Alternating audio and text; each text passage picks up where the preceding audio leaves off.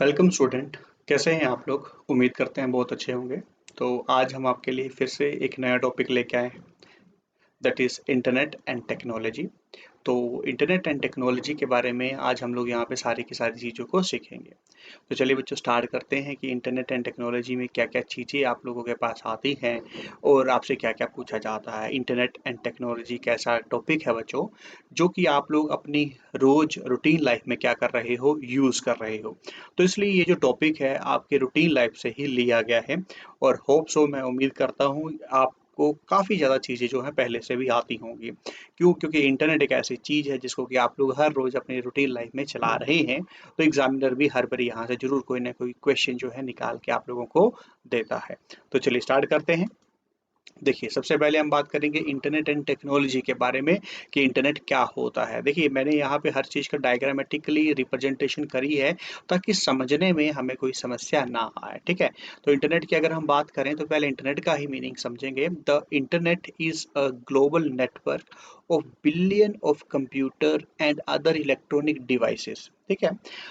With the internet it is possible to access almost and anything, communicate with anyone else in the world, and do much more. You can do of you can do all of this by connecting a computer to internet, which is also called going to online. अब देखिए यहाँ पे क्या बोला गया है कि billion of computer की कनेक्टिविटी जो है एक जगह पे होने को क्या बोला जाता है, आपके पास इलेक्ट्रॉनिक डिवाइस के थ्रू वो किया जाता है। और ये सारा का सारा कम्युनिकेशन करना है, अपने रिसोर्सेज को शेयर करना है, दूसरों के साथ बात करनी है। तो वो सारा का सारा उस चीज़ को क्या बोला जाता है, which is also called going to online. उस चीज़ को एक ऑनलाइन के नाम से भी जाना जाता है। अब जैसे यहाँ पे एक आप लोगों से बड़ा इंपॉर्टेंट क्वेश्चन पूछा जाता है। सबसे पहले पूछा जाता है, what is the full form of IoT? IoT का stand for internet of thing. जब भी ये पूछा जाए व्हाट इज IoT का फुल फॉर्म होता है internet of thing.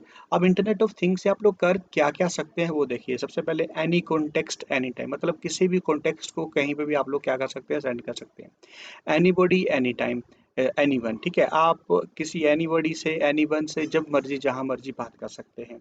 Any businesses कर सकते हैं, कोई सर्विसेज आप लोग कर सकते हैं, किसी नेटवर्क के ऊपर काम कर सकते हैं, किसी पाथ के ऊपर काम कर सकते हैं, एनी डिवाइस के ऊपर, एनीथिंग के ऊपर, एनीवेयर एनी प्लेस के ऊपर आप लोग जो है आज की डेट में पहुंच सकते हैं जस्ट बिकॉज ऑफ इंटरनेट। तो होपफुली पहले इंटरनेट का बेसिक मीनिंग जो है आप लोगों को क्लियर हुआ होगा। तो इस चार्ट से सारी की सारी बातें आप लोगों को होपफुली क्लियर है। चलिए थोड़ा सा आगे चलते हैं।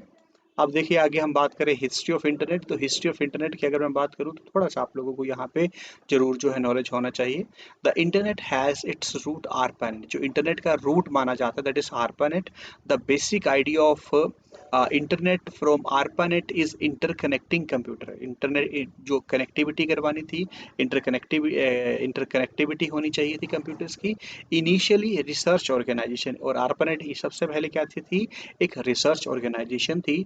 And universities use to use share and exchange information. और जो स्टार्टिंग में क्या काम किया करते थे, अपनी इंफॉर्मेशन को एग्जिस्टिंग में ही शेयर करने का काम किया करते थे। बट 1989 में, जब 1989 में US government allowed to its use as commercial purpose as well. तो ये जो है आरपानेट जो है ये एक यूएस गवर्नमेंट की जो है एक डेवलपमेंट है, जिन्होंने क्या किया, अपने आप को 1989 में क्या कर दिया, पब्लिक कर दिया। अब ARPANET को डिटेल में समझने के लिए हम थोड़ा इस पैराग्राफ को पढ़ेंगे, तब आपको ये अच्छे से समझ आ जाएगा। अब देखिए, ARPANET was network that become the basis for the internet, ठीक है? जो कि एक बेस माना जाता है इंटरनेट के लिए। Based on concept first publish in 1967। तो सबसे पहले ये जो पब्लिश हुआ था वो 1967 में हुआ। ARPANET was developed under the direction of US advance research project agency. ARPANET की जो इन्वेंशन हुई है वो इस एजेंसी के अंदर हुई है, एडवांस रिसर्च प्रोजेक्ट एजेंसी। और नेट यहाँ पे लग गया तो नेटवर्क आपके पास बन गया है 1969 में, ठीक है। The idea became a modest reality with the interconnection of 4 universities computer. जो सबसे पहले अगर बात करी जाए तो ARPANET का सबसे पहले तो आपसे एक ये भी क्वेश्चन पूछा जाता है, what is the full form of ARPANET। तो ARPANET का फुल फॉर्म क्या होता है, advance research project agency network, ठीक है। NET stand for network. अब यहाँ पे देखिए 1967 में ये सबसे पहले डेवलप हुआ, फिर 1969 में इन्होंने 4 यूनिवर्सिटीज को जोड़ने का काम किया और यूएस गवर्नमेंट ने 1989 से क्या कर दिया, पब्लिक कर दिया, ताकि सारे के सारे लोग कमर्शियल इस चीज़ का क्या कर पाएँ, यूज़ कर पाएँ। तो होपफुली बात सबसे पहले आप लोगों को क्लियर होगी, क्योंकि पहले आपने थोड़ा सा इंटरनेट के हिस्ट्री में बारे पढ़ा, फिर ARPANET के बारे में डिटेल में आप लोगों ने समझा। तो होपफुली ये बात आप लोगों को क्लियर है, ठीक है जी। अब बात यहाँ पे करते हैं, who is the founder of internet. ये one of the most and major important question है जो कि पेपर में पूछा जाता है। तो जब भी आपसे ये क्वेश्चन पूछा जाएगा कि who is the founder of internet, तो आपको बताना है Robert E Kahn and Vint कर, ठीक है। Robert E Kahn and Vint Cerf, ये 2 पर्सन थे जिन्होंने इंटरनेट की इन्वेंशन करी थी, ठीक है। तो चलिए बच्चे थोड़ा सा और आगे हम पढ़ते हैं। अब पेपर में जब भी देखेंगे तो बिंट कर्व ही पेपर में आपको मिलेगा, बिंट कर्व ही आपको लोगों को पेपर में मिलता है, ठीक है। चलिए आगे आगे देखते हैं। अब यहाँ पे देखिए इंटरनेट कनेक्शन, जो कि आप लोग अपनी रूटीन लाइफ में यूज़ करते हैं, इसलिए इसके बारे में पता होना चाहिए। अब देखिए सबसे पहला डायल अप कनेक्शन। अगर डायल अप की बात करी जाए तो बच्चे आज की डेट में डायल अप हम यूज़ नहीं कर रहे, पर फिर भी हमें पता तो होना चाहिए। तो मे भी आप में से कई स्टूडेंटों ने जो है इसका यूज़ किया होगा। अब देखिए, a dial up connection is establish when two or more communication device used a public switch telephone network तो to connect to internet service provider, ठीक है। Many remote area depend on the internet dial up connection because broadband and cable are rare in the remote area with the low population number. अब सबसे पहले तो dial up का meaning आप लोगों ने समझा कि डायल अप से हम लोग क्या है, कनेक्शन बना पाते हैं।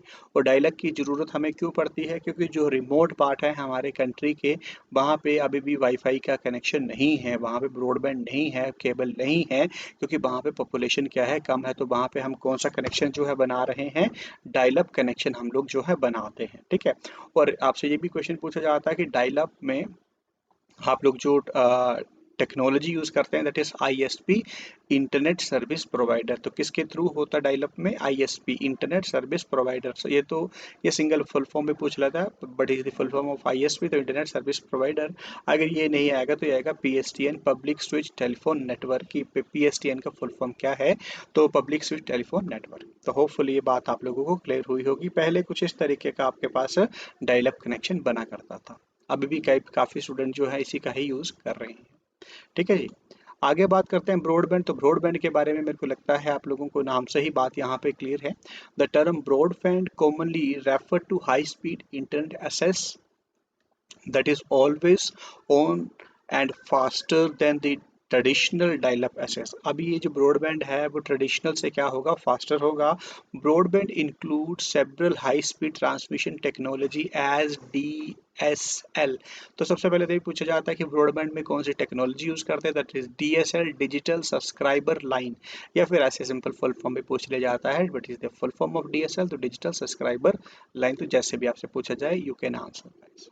होपफुली ये बात भी आप लोगों को क्लियर है। चलिए नेक्स्ट बात करते हैं वायरलेस कम्युनिकेशन की। तो आज की डेट में वायरलेस कम्युनिकेशन के बारे में आप लोगों को सभी को पता है। Wireless communication network are computer network that are not connected by the cable of any kind. अब इसका मतलब तो सामने ही पता था कि किसी भी केबल से कनेक्टेड नहीं होगा। The use of wireless network enable enterprises to avoid the costly process in introducing cable building और connecting between the different equipment of the location। तो आपको बात क्लियर है कि कॉस्ट को कम करने के लिए हम लोगों ने क्या है, वायरलेस टेक्नोलॉजी यूज करी है। अब वायरलेस के अंदर सबसे पहले जो टर्म आती है दैट इज वाईफाई। तो वाईफाई का सबसे पहले तो फुल फॉर्म पूछा जाता है, but is the full form of wifi. तो wifi stand for wireless fidelity. Wifi stand for wireless fidelity, जो कि आपको पता होना चाहिए। अब आगे बात करी जाए wifi. Wifi is the name of wireless networking technology that use radio wave. तो यहाँ पे कौन से वेव्स जो है यूज किए जाते हैं, दैट इज रेडियो वेव्स यहाँ पे यूज किए जाते हैं। याद रखिएगा कौन से वेव हैं, radio waves, to provide the wireless high speed internet and network connection. तो इसका मतलब क्या है, wireless high speed internet connection जो है हमें यहाँ से मिलता है। A common misconception is that the term Wi-Fi is shorter or wireless fidelity. However, तो ये शॉर्टर के लिए नहीं है, ये लॉन्गर के लिए भी हम लोग यूज कर सकते हैं। However, this is not in the case of Wi-Fi. It's simply trademark, perhaps the means IEEE 802.11x। अब ये IEEE क्या है बच्चों, ये पता होना चाहिए। IEEE क्या होते हैं, स्टैंडर्ड होते हैं जो कि इलेक्ट्रॉनिक वर्क को क्या करते हैं, स्टैंडर्डाइज करते हैं। तो IEEE इसका जो है स्टैंडर्ड है क्या है, आपके पास वाईफाई का स्टैंडर्ड क्या है, IEEE 802.11x जो है वाईफाई का आपके पास IEEE स्टैंडर्ड है। तो याद रखिएगा ये बड़ी इंपॉर्टेंट बात है कि IEEE का वाईफाई का IEEE स्टैंडर्ड क्या है, 802.11x जो है वाईफाई का IEEE स्टैंडर्ड होता है। होपफुली बात क्लियर है। चलिए, अब सबसे पहले एक तो देख लिया वायरलेस कम्युनिकेशन में, अब दूसरा देखते हैं वाई मैक्स कम्युनिकेशन। तो वाई मैक्स का पहले बारे में पढ़िए, फिर मैं इसके बारे में एक्सप्लेन करता हूँ। WiMAX technology is a wireless broadband communication technology based around IEEE आएगा 802.16 standard providing the high speed data over wide area। इसके बारे में बताता हूँ। The letter WiMAX stand for World Wide Interoperability for Microwave Access। आप सबसे पहले तो इसका फुल फॉर्म पढ़ के जाएंगे, वाईफाई का फुल फॉर्म क्या है, वाई मैक्स का world wide interoperability for microwave access. ठीक है, world wide interoperability microwave access, and it is a technology for point to multi point wireless network. अब जैसे कि आप लोग बस स्टैंड जाते हैं, रेलवे स्टेशन जाते हैं, तो वहाँ पे वाईफाई का कनेक्शन आप लोगों को मिलता है। तो वहाँ पे वाईफाई नहीं होता एक्चुअल में, वहाँ पे जो डिवाइसेस लगाए गए हैं वहाँ पे हैं वो वाई मैक्स, क्योंकि उनका मीनिंग क्या है, आपके पास लार्जर रेंज को कैप्चर करना, लार्जर गैदरिंग को कैप्चर करना। तो वहाँ पे वाईफाई नहीं, वाई मैक्स डिवाइसेस हम लोग जो है जनरली लगाते हैं। होपफुली बात क्लियर है। ठीक है, स्टैंडर्ड याद रखना है आई 802.16। ठीक है, इसको याद रखेंगे आप। अब कुछ एक प्रोटोकॉल के बारे में हम लोग यहाँ पे पढ़ेंगे। तो सबसे पहले HTTP प्रोटोकॉल, इसके बारे में तो सबसे पहले फुल फॉर्म ही पूछा जाता है, but is the full form of HTTP hyper text transfer protocol is a connection less text based protocol. ये क्या, कनेक्शन लेस होता है, टेक्स्ट बेस्ड प्रोटोकॉल होता है। Client web browser send request to web server for web element such as web page and images. After request the after request is serviced by the server, the connection between client and server across the internet is disconnected। A new connection must be made to each request। तो इसका मतलब क्या हुआ कि ये क्या है, एक रिक्वेस्ट फॉर्म में काम करता है इंटरनेट के साथ, जो कि हमारी कनेक्टिविटी दूसरों के साथ करवा देता है। होपफुली बात क्लियर होगी है आप लोगों को, क्योंकि HTTP अगर नहीं होगा तो कभी भी आप लोग इंटरनेट यूज नहीं कर पाएंगे। तो होपफुली बात क्लियर है कि इसका मीनिंग क्या है कि यह हर बारी क्या है, आपके रिक्वेस्ट फॉर्म में कनेक्शन जो है हमारे बनवा देता है। ठीक है, आगे हम थोड़ा सा बात यहाँ पे करते हैं इंटरनेट रिलेटेड टर्म। तो सबसे पहले इंटरनेट रिलेटेड टर्म है सबसे पहले URL। तो URL stand for uniform resource locator. URL का फुल फॉर्म क्या होता है, यूनिफॉर्म रिसोर्स लोकेटर। ठीक है, termed a web address is reference to web resources that specifies its location on the computer network and mechanism to retrieving it। ठीक है, तो ये क्या है, लोकेशन के बारे में बताता है और मैकेनिज्म रिट्रीविंग के बारे में। अ URL is a specific type of URI। ये क्या होता है, एक स्पेसिफिक टाइप का URI होता है। URI stand for uniform resource identifier. Identify का मीनिंग तो होपफुली आप लोगों को क्लियर है कि किसी भी चीज को आइडेंटिफाई करना। Although many people use two term interchangeably, ताकि दो चीजों में कभी इंटरचेंजेबली की समस्या हमारे पास ना आए।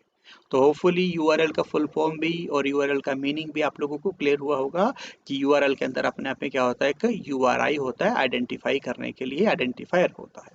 होपफुली बात क्लियर है। चले थोड़ा सा आगे। अब थोड़ा सा आगे चलते हैं वर्ल्ड वाइड वेब। तो ट्रिपल डब्ल्यू के बारे में हम बात करेंगे, ट्रिपल डब्ल्यू के बारे में, the world wide web, term web, ठीक है। तो यही फुल फॉर्म ही आप लोगों से पूछा जाता है कि triple W stand for world wide web, is a part of internet. और ये क्या है, एक पार्ट है इंटरनेट का, दैट कंटेन वेबसाइट और वेब पेजेस, जिसके अंदर क्या होती हैं, वेबसाइट्स होती हैं और क्या होती हैं, वेब पेजेस होती है। Website R composed of page linked by hypertext link, और इनको क्या है, हाइपर टेक्स्ट HTML के ऊपर क्या है, बनाया जाता है। They are written in HTML। ये सारे के सारे जो हैं ट्रिपल डब्ल्यू किसके ऊपर बनाए जाते हैं, HTML के ऊपर। तो software to see world wide web is called web browser. जिसको आप लोग देखते हैं उसको क्या बोला जाता है, वेब ब्राउजर आप लोग के नाम से जानते हैं। One also need to connection to the internet. और इन सभी को एक्सेस करने के लिए हमें किसकी जरूरत पड़ती है, इंटरनेट की जरूरत पड़ती है। तो होपफुली बात क्लियर है। अब थोड़ा सा वेब पेजेस के बारे में देखते हैं। अगर वेब पेजेस की बात करूं तो ये तो आप सभी को पता है। अब वेब पेजेस और web page document commonly written in HTML। जैसे कि ये ट्रिपल डब्ल्यू के ऊपर आप कोई भी चीज़ एक्सेस करते हो तो वो भी HTML के ऊपर लिखी जाती है। तो अब वेब पेज जो होता है वो भी HTML के ऊपर ही लिखा जाता है। That is accessible through the internet, जिसको कि हम एक्सेस करते हैं इंटरनेट के थ्रू, और the other network using an internet browser, और जिसका या तो अदर इन नेटवर्क के थ्रू या इंटरनेट ब्राउजर के through. A web page accessed by entering a URL address and may contain text, जिसके अंदर क्या होता है, टेक्स्ट होता है, ग्राफिक होता है, और हाइपर लिंक या फिर other web pages and files इस यहाँ पे होती हैं। तो अदर फाइल्स भी आप लोग समझ सकते हैं कि कोई दूसरी फाइल का लिंक यहाँ पे हो सकता है, कोई दूसरी फाइल यहाँ पे हो सकती है। तो ये क्या होते हैं, वेब पेजेस होते हैं, जहाँ पे सारा का सारी चीज़ें आपको टेक्स्ट हो सकता है, ग्राफिक हो सकता है, लिंक जो है हम लोग प्रोवाइड करवाते हैं। होपफुली बात क्लियर है। चलिए, अब वेबसाइट के बारे में बात करें तो वेबसाइट के बारे में मैं समझता हूँ आपको बताने की ज़रूरत नहीं है। तो सिंपल और इसकी मैं बात करूँ तो बड़ी सिंपल मैं बता देता हूँ कि वेबसाइट का मीनिंग क्या होता है। Collection of more than 2 pages, ये collection of more than 1 pages is known as website. एक या एक से ज़्यादा पेजों की कलेक्शन को क्या नाम दिया जाता है, वेबसाइट। बस बात खत्म। बाकी आप यहाँ पे जो मर्जी पढ़ते रहें, ठीक है। वो टेक्निकल लैंग्वेज में लिखा गया, पर अगर बिल्कुल सिंपल में बात करूँ तो इसका मीनिंग यही होता है। और वेब ब्राउज़र की अगर हम बात करें, अब वेब ब्राउज़र और simply browser is an application used to access and view a website. तो इसका मीनिंग क्या है कि किसी भी वेबसाइट को एक्सेस करना और व्यू करने के लिए किसका यूज़ करते हैं, वेब ब्राउज़र का यूज़ करते हैं। Commonly web browser include Microsoft internet explorer, Google Chrome, Mozilla Firefox, Apple safari and so on. आप जिस मर्जी का यहाँ पे यूज़ कर सकते हैं चीज़ों को देखने के लिए और वेबसाइट को एक्सेस करने के लिए। तो होपफुली ये बात आप लोगों को क्लियर है कि वेब ब्राउज़र का मीनिंग क्या होता है। होम पेज की बात करें तो होम पेज भी और मैं सिंपल आप लोगों को क्लियर कर देता हूँ कि होम पेज का मतलब पता है क्या होता है बच्चों, first page, starting page of any website is known age home page. बस बात खत्म। आपके पास होम पेज का मीनिंग ही इतना सा होता है, जहाँ पे फर्स्ट पेज जो होता है उसी को क्या बोला जाता है, आपके पास होम पेज के नाम से जाना जाता है। बस इतना सा होता है, बाकी आप कुछ भी पढ़ सकते हैं बच्चों। अब देखिए वेब सर्वर के बारे में हम लोग पढ़ेंगे। तो डेफिनेशन ऑफ वेब सर्वर, अब web server is a computer that run website. Web server के ऊपर क्या है, जो वेबसाइट को रन किया जाता है। The basic objective of the web server is to store, process and deliver web pages to the user. देखिए वेब सर्वर आप लोग ऐसे समझ सकते हैं कि ये एक हमारा घर है जहाँ पे हमने सामान रखा है और टाइम टू टाइम हम लोग अपने सामान को डिस्प्ले कर रहे हैं। तो वेब सर्वर के ऊपर क्या है, हम सारी की सारी चीज़ों को रखते हैं और टाइम टू टाइम यूज़र को डिस्प्ले कर रहे हैं। बस इतना सा होता है, ठीक है। The basic objective of web server is to store, process, deliver to the web pages to the user. This intercommunication is done by using H hypertext transfer protocol. ये सारा का सारा काम किसके थ्रू किया जाता है, HTTP के थ्रू किया जाता है। होपफुली बात ये भी आप लोगों को क्लियर होगी। आगे देखते हैं फायरवॉल। तो फायरवॉल के बारे में अगर मैं बात करूं तो इसे भी मैं आप लोगों के लिए इजी कर देता हूं। फायरवॉल का मतलब होता है बच्चों की एक एक्सटर्नल दीवार हम लोगों ने लगा रखी है, ताकि कोई बाहर से बंदा हमारे सिस्टम को अटैक नहीं कर पाए। कोई अनऑथराइज एक्सेस, जैसे कि हमें ये क्या करता है, firewall system design to prevent unauthorised access to और फ्रॉम प्राइवेट नेटवर्क। जो कि जैसे मैं आप ये मान के चले कि वायरस से बचाने के लिए हम लोगों का क्या है, फायरवॉल लगाने चाहिए, अपने सिस्टम में ऑन रखने चाहिए, ताकि कोई अनऑथराइज एक्सेस हमारे सिस्टम पे ना कर पाए। ठीक है जी, बस इतना सा होता है। ठीक है, आगे अगर बात करें हैं, देखिए अभी इंटरनेट आपने पढ़ा था, अभी यहाँ पे एक टर्म ध्यान से देखिएगा, इंटरनेट नहीं है, इंट्रानेट है, ये टर्म है intranet. And intranet is a private network. ये क्या है, प्राइवेट नेटवर्क होता है, contain with an enterprises that is use to securely share company information and computing resources among employees. And intranet can also be use to facilitate working in a group and teleconferences. देखिए बच्चों, इसका meaning पता क्या है, कि जैसे मैं private organisation में कोई काम कर रहा हूँ और मैं अपना एक्सेस जो है किसी और के साथ शेयर नहीं करना चाहता, सिर्फ लिमिटेड बंदों के साथ ही शेयर करना चाहता हूँ, तो वहाँ पे जो नेटवर्क आप लोग यूज़ कर रहे हैं और अपनी जो कम्युनिकेशन कर रहे हैं, वो सारा का सारा काम किसके ऊपर हो रहा है, इंट्रानेट टेक्नोलॉजी के ऊपर आपके पास हो रहा है। तो होपफुली ये बात भी आप लोगों को क्लियर हुई होगी। अब इंट्रानेट पढ़ा, अब एक्स्ट्रानेट के बारे में पढ़िए।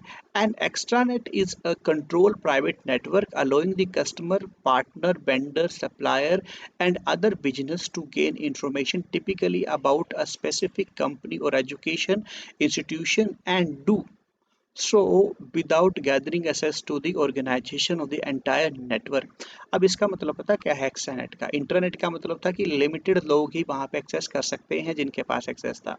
एक्स्ट्रानेट का मतलब है कि ये भी प्राइवेट नेटवर्क ही होता है, बट हमने जिसको एक्सेस दिया है वही यहाँ पे एक्सेस कर सकता है। जैसे मान लीजिए कि आप लोग 10th में पढ़ते हैं, तो 10th का जब भी रिजल्ट आता है, तो आपको रिजल्ट चेक करने के लिए एक यूज़र आईडी और पासवर्ड दिया गया है, जिसमें आप लोग एंटर करेंगे तभी अपना रिजल्ट जो है चेक कर पाएंगे। तो मतलब क्या था, मैंने आपको एक्सेस दिया था, तभी आप लोग वहाँ पे चेक कर पाए, अदरवाइज आप लोग कभी चेक नहीं कर पाते।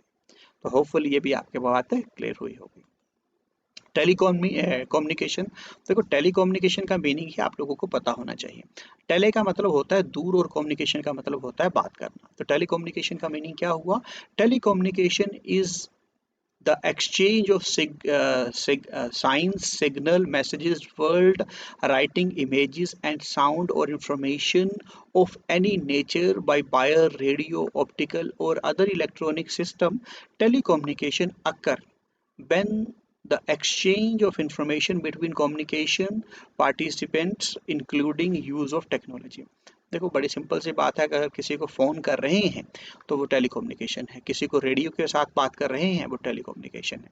टेलीकम्युनिकेशन का मतलब होता है, टेली का मतलब होता है दूर, और कम्युनिकेशन का मतलब होता है अपने बातों को एक्सचेंज करना, अपने व्यूज़ को एक्सचेंज करना, तो वो टेलीकम्युनिकेशन कहलाता है। होपफुली बात क्लियर है।